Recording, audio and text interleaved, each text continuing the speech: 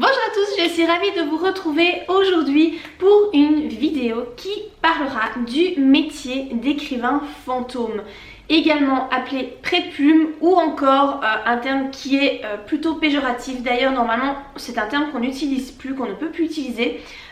C'est le terme de nègre littéraire. Alors qu'est-ce que c'est que ce métier? Eh bien en fait c'est le fait d'embaucher quelqu'un pour écrire à notre place.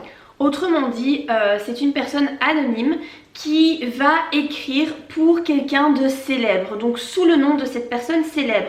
Donc c'est l'auteur du roman, si vous voulez, sera la personne célèbre, mais ce ne sera pas réellement lui qui a écrit le livre. Alors actuellement, on utilise beaucoup le terme de métissage parce qu'il y a de plus en plus d'auteurs qui divulguent en fait leur collaboration avec donc un écrivain fantôme. Donc du coup, comme cette collaboration est mentionnée très clairement donc dans le livre, et bien voilà, le terme de métissage prend de plus en plus d'ampleur. Alors donc jusqu'à très récemment, hein, on utilisait le terme nègre littéraire, donc qui est un terme vraiment pas beau. C'est un terme qui est utilisé depuis le XVIIIe siècle et qui est directement lié à l'esclavage, hein, et c'est pour ça que maintenant voilà, ce terme est de plus en plus remplacé, mais sinon c'était vraiment l'appellation de ça, de ce métier.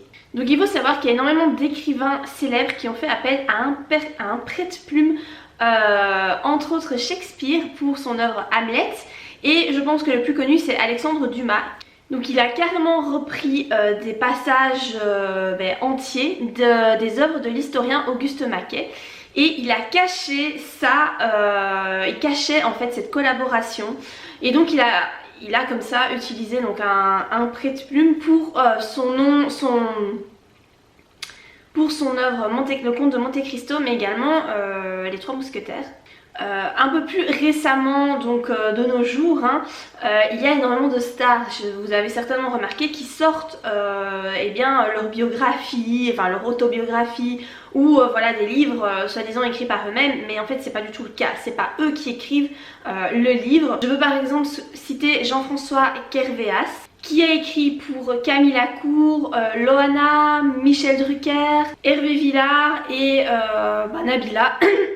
Oui, Nabila n'a pas écrit un livre elle-même, non, elle ne l'a pas fait. Si vous en doutiez, eh bien voilà, je vous apporte la confirmation, ce n'est pas elle qui a écrit son livre. Parmi les prête-plumes connus, il y a également Lionel Duroy. Lui, il a écrit pour Jean-Marie Bigard, Nana Mouskouri, Sylvie Vartan. Iris Mittenard également, qui a sorti un livre, je pense que c'est ce début d'année ou l'année passée, en tout cas c'est assez récent.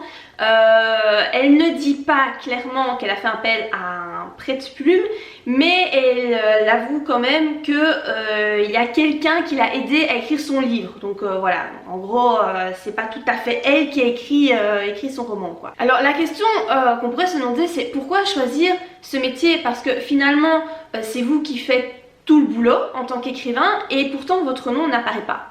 De plus en plus le nom apparaît quand même, puisque je vous l'ai dit, le terme de métissage prend de plus en plus d'ampleur, et donc l'auteur montre qu'il a eu une collaboration avec quelqu'un. Néanmoins c'est pas vous, c'est pas votre nom qui sera en grand sur la couverture du livre.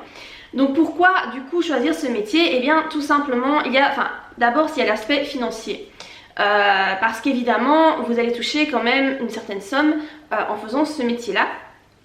Mais je pense que c'est surtout le fait que les gens qui choisissent ce métier là, c'est parce qu'ils n'arrivent pas à percer en tant qu'auteur inconnu, et donc ils utilisent le nom d'une personne célèbre qui, elle, n'aura pas de mal à vendre son livre. Du coup voilà, ça va lui permettre quand même de vivre de sa passion qui est l'écriture, mais sous le nom de quelqu'un d'autre. Alors par rapport au salaire, j'ai fait des petites recherches pour essayer de voir un petit peu ce que les prête-plumes pouvaient gagner.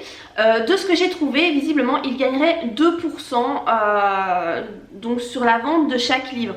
Donc je vous rappelle que pour un auteur classique, donc qui écrit lui-même ses livres comme moi, comme plein d'autres auteurs, en général ça va de 8 à 12% de droits d'auteur. Donc 8 à 12% donc que l'on gagne sur le prix d'un livre vendu hors TVA. Ici pour un prête-plume ce serait visiblement 2%. Et a priori beaucoup exigeraient une avance de 10 000 €. Voilà, alors j'ai trouvé ce chiffre, je ne sais pas exactement si ça concerne les prêts de plumes célèbres, je suppose que oui parce que 10 000 € c'est quand même une grosse somme, mais voilà en tout cas les chiffres que j'ai trouvés. Après je ne pense pas que si moi je décidais d'être prêt de plume et d'offrir ma plume à quelqu'un d'autre, je ne pense pas que je pourrais exiger 10 000 €, enfin voilà. Mais en tout cas ce sont les chiffres que moi j'ai trouvés. Et donc voilà, ces prêts de plume, ce qu'ils font, eh bien ils écoutent les révélations des stars, des personnes célèbres et ils les couchent sur papier.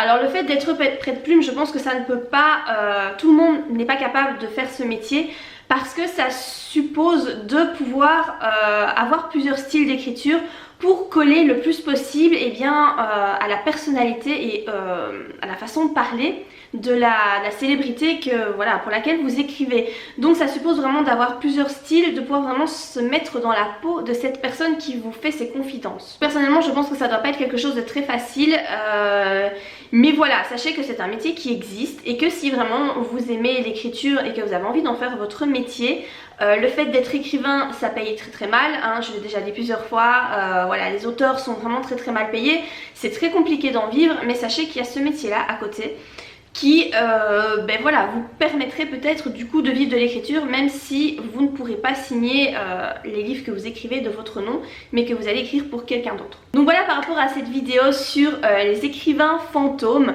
j'espère que je vous aurai appris certaines choses. Si vous ne connaissiez pas ce métier, j'espère que vous aurez appris ça, voilà, et que ce métier existe. Donc si la vidéo vous a plu, comme d'habitude je vous suggère de la liker et moi je vous dis à très bientôt pour de prochaines vidéos. Bye!